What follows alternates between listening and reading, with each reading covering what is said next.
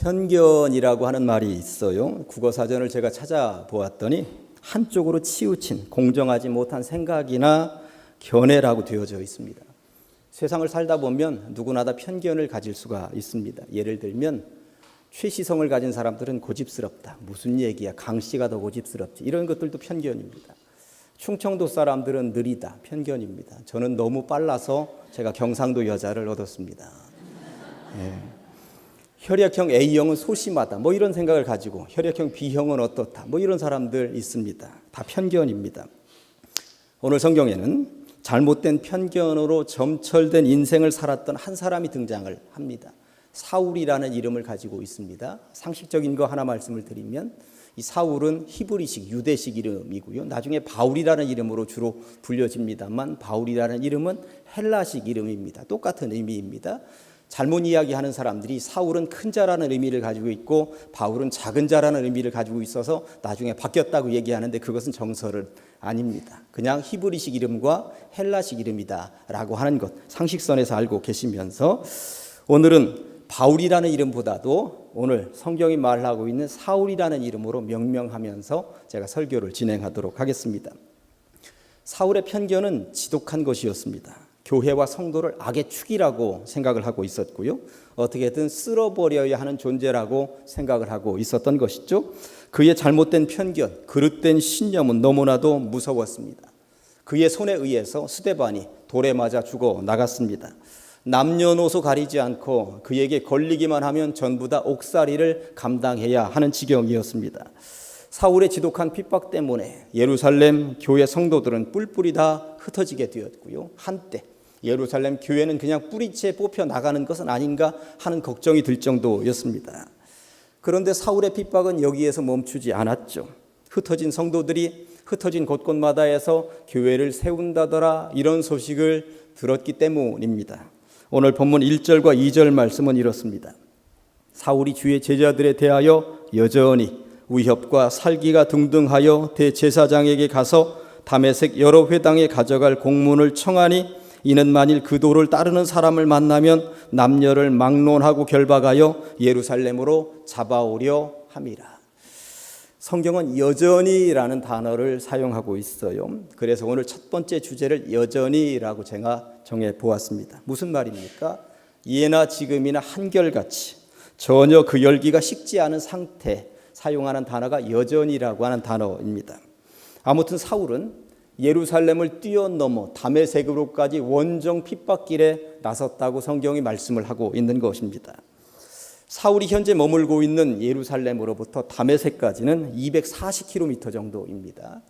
우리로 얘기하면 대전부터 부산까지의 거리가 260km라고 그러더라고요. 거기보다 조금 가까운 거리입니다.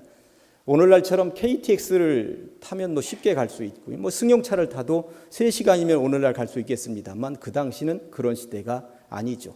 혼자 말을 타고 쌩하고 달려가는 시대도 아니고 무리를 이끌고 걸어가는 그러한 시대였기 때문에 한 5일 정도는 걸렸을 것이라고 학자들은 이야기를 하고 있습니다. 사울은 그 먼 길을 그여이 갔다는 거예요. 도대체 사울은 왜 그렇게도 기독교 핍박에 열심이었던 것일까요? 잘못된 편견, 그릇된 신념 때문이었습니다. 사실 사울이 성경 곳곳에서 자기에 대해서 이야기를 하는 장면들을 읽어보면 이게 알짜 유대인이었구나 하는 것을 알게 됩니다. 히브리인 중에 히브리인이요 베냐민 지파였다고 스스로를 소개하고 있습니다. 이 말은 자기가 정통 유대인이었다고 하는 이야기인 것입니다. 8일 만에 할례를 받았다고도 이야기를 합니다. 8일 만에 할례를 받았다라고 하는 것은 유대인의 아주 전통적인 집안에서 태어났다라고 하는 이야기인 것이죠. 그리고 유대인의 율법에 아주 충실한 가문에서 태어났다는 이야기인 것입니다. 어린 시절부터 그런 교육을 하나도 빼놓지 않고 다 받았다는 이야기인 것입니다. 한마디로 말해서 대단한 유대인 가문 출신이었구나 하는 것을 알게 되는 것입니다. 더군다나 젊은 나이에 사내들인 공의의 회원이었다고 분명히 자기 자신을 소개하고 있는데 요즘 우리말로 하면 20대의 국회의원이 되었다는 이야기인 것입니다. 그러니까 굉장히 똑똑했다는 이야기인 것이죠. 더군다나 가말리엘 문화생이었다고 스스로를 소개하고 있는데 우리나라로 얘기하면 서울대 출신이요, 미국으로 얘기하면 하버드대 출신이었다고 이야기를 하고 있는 것입니다.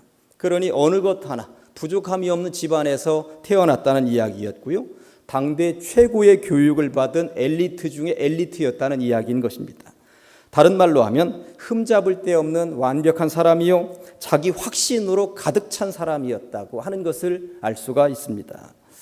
이런 사람이 예수 믿는 사람을 박해했다고 하는 것은 욱하는 성질에서 그냥 흘러나왔거나 맹목적으로 한 것은 아니었겠구나 하는 생각이 드는 것이죠. 나름대로 이유가 있었고, 나름대로 생각이 있었고, 나름대로 철학이 있었다고 하는 것입니다.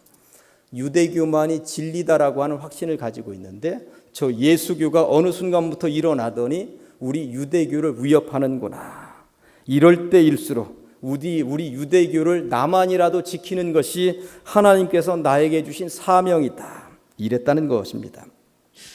아무튼 사울의 기독교 핍박은 이것은 정말 옳다는 생각에서 우러나온 나름 소신이 있는 행동이었다고 하는 것이죠. 세상을 살다 보면 분명한 이유들을 가지고 예수 믿는 것을 거부하는 사람들을 우리는 간혹 만나게 됩니다. 내가 교회 안 나가는 이유가 뭔지 알아? 나에게도 그럴 만한 이유가 있어. 이런 소리들 들어보셨죠? 가족들 중에도, 친구들 중에도, 이웃들 중에도. 그러면서 교회에 왜 안 나가는지 조목조목 열거하기 시작을 하면 목사 때문에, 헌금 때문에, 기독교의 타락 때문에, 믿어지지 않아서, 내가 하나님을 볼 수가 없기 때문에, 꼭 교회에 나가야만 하느냐고, 집에서 믿으면 안 되느냐고, 잘못된 편견, 그릇된 신념은 이렇게 무서운 것이죠. IS라고 해서 이슬람 국가를 세웠던 과격한 이슬람 세력들을 잘 알고 있으십니다. 그들은 유럽, 그리고 동남아시아, 아프리카에서 수시로 테러를 일으켰고 전 세계의 모든 사람들을 공포의 도가니로 몰아넣었습니다. 그런데 얼마 전에 보니까 IS의 본거지를 완전히 괴멸했기 때문에 IS는 이제 완전히 무너졌다는 뉴스를 보면서 참 잘했다 쾌재를 부르기도 했습니다. 트럼프 대통령도 IS는 이제 없다고 선언을 하기도 했죠. 그런데 우리는 며칠 전에 스리랑카에서 250여 명이 죽어간 테러를 보았습니다. IS 이슬람 국가의 세력들은 완전히 괴멸된 것이 아니라 자기들의 땅을 잃어버린 분풀이를 흩어져 있는 외로운 늑대들이 각계 전투를 하고 있구나. 아무튼 이렇게 잘못된 편견, 그릇된 신념은 무서운 것이구나, 정말 무서운 것이구나 하는 것을 알 수가 있습니다. 성경은 말씀합니다. 사울이라고 하는 이 정통 유대인이 여전히 잘못된 편견과 그릇된 신념으로 무장을 하고 있었다고, 그런 마음을 가지고 예루살렘을 떠나 그 먼 거리 다메섹으로 가고 있었다고 말씀하고 있는 것입니다. 그런데 여기에서 정말 중요한 것은 그렇게 잘못된 편견과 그릇된 신념으로 꿈쩍도 하지 않을 것 같았던 사울이 회심했다는 사실입니다. 아멘. 회심했다는 사실입니다. 3절 보니까 사울이 길을 가다가 다메섹에 가까이 이르더니 호련히 하늘로부터 빛이 그를 둘러 비추는지라. 여전히 기세등등한 사울에게 하늘로부터 빛이 호련히 임했다고 성경은 분명히 말씀하고 있습니다. 그래서 두 번째 주제를 호련히라고 제가 정해보았습니다. 회심은 제가 볼 때 크게 둘로 나누어지는 것 같아요. 하나는 점진적 회심입니다. 점진적 회심은 모태신앙에게서 주로 나타나는 현상이라고 생각이 되어집니다. 태어날 때부터 교회를 떠난 적이 없습니다. 이슬비에 옷 젖듯이 늘 신앙은 내 곁에 있었고 예수님에 대한 확신도 있습니다. 이에 반해 급진적 회심이 있습니다. 오늘 갑자기 벼락처럼 임한 주님을 만나는 것입니다. 이 급진적 회심은 갈릴리 바다에서 물고기 잡고 있던 베드로에게도 임했고요. 그리고 오늘 사울에게도 급진적 회심이 있었다고 성경은 분명히 말씀하고 있습니다. 호련히 사울에게 찾아오신 주님은 사울로 하여금 급진적으로 회심하게 만드셨습니다.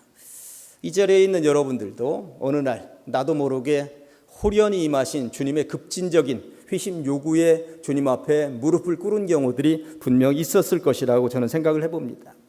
그런데 사실 따지고 보면 신앙의 여정은 점진적이든 급진적이든 이 둘 다를 경험하는 것은 아니겠는가 하는 생각을 해보았습니다. 아무리 급진적으로 회심을 했다 하더라도 중간에 그냥 무너져 버리고 점진적으로 회심을 경험하지 못한다면 무슨 의미가 있겠습니까? 또 거꾸로 모태신앙이라고 해서 어릴 때부터 교회를 벗어난 적이 없는 점진적 신앙인이라 하더라도 또 순간순간마다 급격하게 임하시는 주님을 체험하지 못한다면 그냥 무덤덤한 신앙인으로 남을 것이 아니겠는가. 그러고 보니 급진적 회심이든 점진적 회심이든 둘은 떨어질래야 떨어질 수 없는 관계이겠구나 하는 생각을 해보게 됩니다. 사실 베드로나 바울이 급진적으로 예수님의 임재를 한 번만 체험하고 예수님을 떠났더라면 이게 어떤 일이 벌어졌겠습니까? 아무튼 하나님께서는 여전히 살기가 등등한 사울을 포기하지 않으셨습니다. 여전히 사울에게 호련히 빛으로 임재하셨다고 성경이 말씀하고 있는 것입니다. 오늘 이 자리에 오신 여러분들 가운데 이런 분들이 계실런지 모르겠습니다. 어떤 이는 부모 때문에 부모에 의해서 질질 끌려오신 분이 그런 학생들이 있을지 모르겠습니다. 어떤 이는 부인의 손에 의해서 안 오면 밥 못 얻어 먹으니까 그냥 억지로 끌려온 사람이 있을런지도 모르겠습니다. 여전히 신앙은 성장하지 않고 있고요. 여전히 예수가 구주로 믿어지지 않고 있습니다. 오늘도 여전히 자리만 지키고 있고요. 오늘도 여전히 설교가 빨리 끝나기만 기다리고 있는 사람이 이 자리에 있으십니까? 그러나 부디 비옵기는 그런 여전히의 인생들에게 호련히 하나님의 빛이 둘러 비추시기를, 그리하여 하나님의 임재를 온몸으로 체험하고 돌아가시길 주님의 이름으로 간절히 축원합니다. 그렇게 호련히 임한 하나님의 빛을 보면서 사울은 털푸덕하고 주저앉은 거예요. 4절 보니까 땅에 엎드러져 들음에 소리가 있어 이르시되 사울아 사울아 어찌하여 나를 박해하느냐 하시거늘. 하늘로부터 비친 그 빛으로 인해 사울은 땅에 엎드러질 수밖에 없었다고. 그래서 세 번째 주제를 땅에 엎드러져라고 제가 정해 보았습니다. 이제까지 사울의 인생은 안 되는 것이 없는 그런 인생이었습니다. 거듭 말씀드립니다만 기가 막힌 가문에서 태어났고요. 당대 최고의 엘리트 교육을 받았습니다. 늘 기고만장했고요. 어느 누구와 토론을 해도 절대 지지 않는, 밀리지 않는 지식을 가지고 있었습니다. 그러다 보니 단 한 번도 남들 앞에 무릎을 꿇을 일이 없었습니다. 너무나도 똑똑했기 때문에, 너무나도 잘났기 때문에, 너무나도 완벽한 인생이었기 때문에 말입니다. 그런 그가 오늘 세상에 태어나서 처음으로 납작 엎드립니다. 자기도 모르게 엎드려야만 할 것 같은 분위기에 털푸덕 무릎을 꿇어버리고 말았다고 하는 것입니다. 주님과의 만남은 내가 주님 앞에 온전히 무릎을 꿇을 때부터 시작이 되는 줄로 믿습니다. 거기로부터 시작이 되는 것입니다. 주님이 구주로 믿어지는데 어떻게 그 앞에 엎드리지 않을 수가 있겠습니까? 누가복음 5장에 의하면 베드로가 예수님을 만나는 장면이 나옵니다. 밤이 새도록 그물을 내렸는데 단 한 마리의 그물도 잡지를 못한 거예요. 예수님께서 오셨고 깊은 데로 가서 그물을 내려보아라. 그리했더니 그물이 찢어질 정도로 많이 잡게 되었다고 말씀하고 있습니다. 여기에서 중요한 것은 그 이후의 장면입니다. 성경 그대로를 한번 읽어드려 보도록 하겠습니다. 누가복음 5장 8절 보니까 시몬 베드로가 이를 보고 예수의 무릎 아래에 엎드려 이르되 주여 나를 떠나소서 나는 죄인이로소이다 라고 고백을 했다는 것입니다. 주님 앞에 서면, 주님 앞에 제대로 서기만 하면, 주님의 임재를 제대로 온몸으로 체험하기만 하면 사람은 누구나 다 자기 자신이 죄인이라고 하는 것을 깨닫게 된다라고 하는 것입니다. 그리고 주님 앞에 죄인이라고 하는 것을 깨닫게 되는 순간 누구나 다 그 앞에, 주님 앞에 무릎을 꿇을 수밖에 없다고 하는 것이죠. 베드로처럼 바울처럼 말입니다. 그렇게 고개를 푹 숙이고 납작 엎드려 있는 사울에게 주님께서 말씀을 주셨습니다. 좀 전에 보셨습니다만 4절에 보니까 사울아 사울아 네가 어찌하여 나를 박해하느냐. 이 말씀은 굉장히 중요한 말씀이죠. 이제까지 사울은 성도를 박해했고 교회를 무너뜨렸습니다. 예수라는 존재가 살다가 갔다, 십자가에서 죽었다 이 얘기는 들었지만 아직까지 예수를 만난 적이 한 번도 없었습니다. 그런데 예수님은 왜 사울에게 네가 나를 박해하느냐라고 물으셨던 것일까요? 사울은 성도나 교회는 몰라도 예수를 박해할 수 예수를 박해할 수가 없었는데 말입니다. 박해를 하려고 해도 예수를 만난 적이 있어야 박해를 하죠. 만난 적도 없는 사람을 어떻게 박해한단 말입니까? 이 말을 통해서 우리가 알 수 있는 진리 하나가 있습니다. 예수님은 성도들과 당신을, 교회와 당신을 동일시하고 계시다는 사실입니다. 예수님은 성도와 교회의 고통을 당신의 고통으로 여기고 계시다는 사실입니다. 성도와 주님이 따로가 아니라고 지금 분명히 말씀하고 계신 것이죠. 나만 겪는 고통인 줄 알았는데 분명한 것 한 가지는 주님이 함께 느끼고 계시다는 사실, 주님이 알고 계시다는 사실, 그리고 주님은 그렇게 친히 오셔서 해결해 주실 것이라는 사실, 이것이 은혜인 줄로 믿습니다. 그런 주님이 지금 사울의 이름을 부르고 계신 거예요. 땅바닥에 납작 엎드려 있는, 어찌할 바를 알지 못하는 그 인물 사울을 지금 부르고 계신 것입니다. 사울아, 사울아. 김춘수의 꽃이라고 하는 시가 있죠. 너무나도 유명한 시입니다. 앞부분은 이렇게 시작을 합니다. 내가 그의 이름을 불러주기 전에는 그는 다만 하나의 몸짓에 지나지 않았다. 내가 그의 이름을 불러주었을 때 그는 나에게로 와서 꽃이 되었다. 하나님께서 불러주시기 전만 해도 사울은 그냥 하나의 몸뚱아리에 불과했습니다. 나무 토막 같은 존재에 불과했던 것이죠. 그러나 주님께서 사울의 이름을 불러주시는 이 순간부터 사울은 특별한 존재로 바뀐 줄로 믿습니다. 사울을 부르시는 주님의 음성을 통해서 저는 묵상하면서 두 가지를 깨달았어요. 하나는 뭐냐면 어떤 지독한 사람도 구원에서 배제될 수는 없는 것이구나. 아무리 지독한 사람도 구원에서 배제될 수 없구나. 무지막지한 박해자 사울을 생각해 보면 주님은 어느 누구나 와도 좋소라고 지금 말씀하고 계신 것 아니겠습니까? 여러분들의 머릿속에서 배제시키고 싶은 사람이 있을런지 모르겠습니다. 내가 저 친구가 같이 천국에서 산다면 차라리 내가 안 가고 말지, 이런 사람이 있을런지 모르겠습니다. 그러나 주님의 머릿속에는 그 사람도 있다는 사실, 그 사람도 구원의 대상이라고 하는 사실을 분명히 인식하셔야 할 것입니다. 그리고 두 번째 제가 깨달은 깨달음은 이런 주님의 부름과 요청에 어느 누구도 그 손길을 거부할 수 없다는 사실입니다. 부르시면 가야 된다는 것이죠. 부르시면 아멘하고 엎드릴 수밖에 없다는 것이죠. 이것을 신학적인 용어로는 불가항력적인 은총이라고 얘기합니다. 불가항력적인 은총. 사울이 다메섹으로 갈 때만 해도 자기가 예수 앞에 거꾸러질 것이라는 사실을 0.00001%라도 생각을 했을까요? 내가 그놈들 잡으러 간다 하면서 휘파람 불면서 갔을 것입니다. 그러나 그는 불가항력적인 주님의 은총 앞에 거꾸러지고 말았다고 하는 것입니다. 그렇게 주님은 사울의 이름을 부르셨습니다. 그리고 사울에게 사명을 주시는데 6절 보니까 너는 일어나 시내로 들어가라. 네가 행할 일을 내게 이를 자가 있느니라 말씀하셨습니다. 시내로 들어가면 네가 할 일을 알려줄 사람이 있을 것이다. 아무려면 그냥 심심해서 부르셨겠습니까? 뭔가 시키실 일이 있으시니까 부르셨겠지요. 행할 일이 있다는 것입니다. 사명이 있다는 것입니다. 여기에서 중요한 것은 이제까지는 사울이 자기 자신이 즐거워서 기뻐서 하는 그 일 했지만, 휘파람 불면서 그 일 했지만, 이제부터는 네 일 아니다. 하나님의 일을 해야 될 것이다. 사명을 부여해 주셨다고 하는 것이죠. 만약 주님께서 다메섹으로 가는 사울을 포기했다면 사울은 어찌 되었을까요? 이런 생각을 하면서 우리의 죄 때문에 하나님께서 나를 포기하셨더라면 나는 어찌 되었을까? 나도 참 너 지긋지긋하다 하면서 포기하셨더라면 어찌 되었을까요? 아찔하지 않습니까? 그러나 하나님의 사랑은 변함이 없으시죠. 참 끈질기십니다. 이것을 일컬어 기독교에서는 십자가의 사랑이라고 하는 것입니다. 하나님이 세상을 이처럼 사랑하사, 십자가에서 죽기까지, 피를 흘리기까지 이처럼 사랑하사, 이 사랑이 바로 하나님의 사랑이라고, 그런 사랑이 사울에게 임했고 오늘날 우리 모두에게도 임하고 있는 줄로 믿습니다.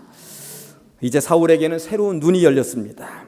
이제까지 살면서 예수라는 존재가 아무것도 아니라는 생각을 하면서 살았던 것인데, 다메섹 도상에서 만난 예수님을 통해 그가 받은 충격은 이게 보통 이상이 아니었던 거예요. 9절을 보면 그의 충격 정도가 숨어 있습니다. 사흘 동안 보지 못하고 먹지도 마시지도 아니했다고 나와 있는데 보지 못한 것이야. 강한 빛을 보았으니까 못 보는 것은 어떻게 자기 힘으로 어떻게 할 수 없는 거예요. 그런데 먹지도 마시지도 못했다고 얘기한 것이 아니라 먹지도 마시지도 아니했다라고 얘기하는 것은 자기 스스로 안 먹었다는 이야기입니다.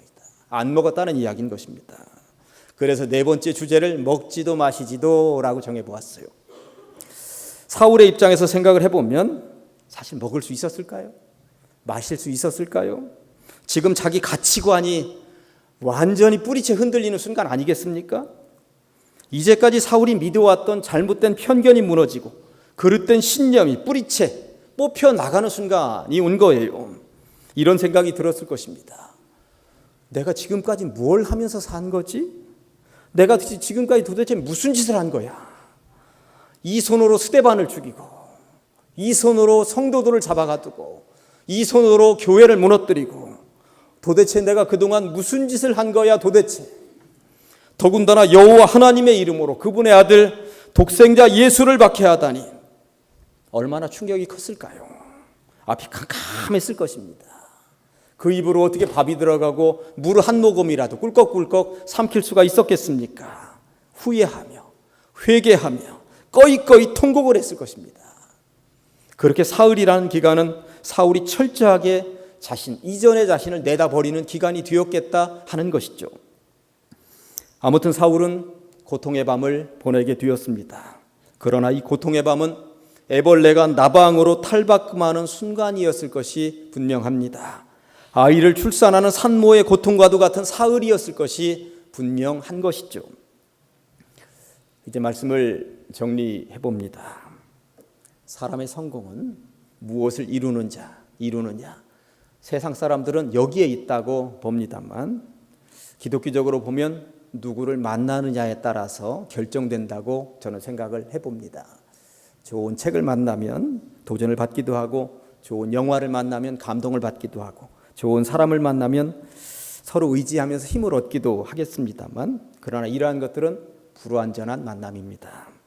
예수 그리스도를 만날 때 우리는 완전한 만남이 이루어지는 줄로 믿습니다.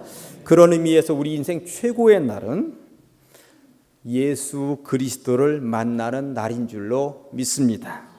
오늘 본문에 이어지는 18절 말씀은 이렇습니다. 즉시 사울의 눈에서 비늘 같은 것이 벗어져 다시 보게 된지라 일어나 세례를 받고.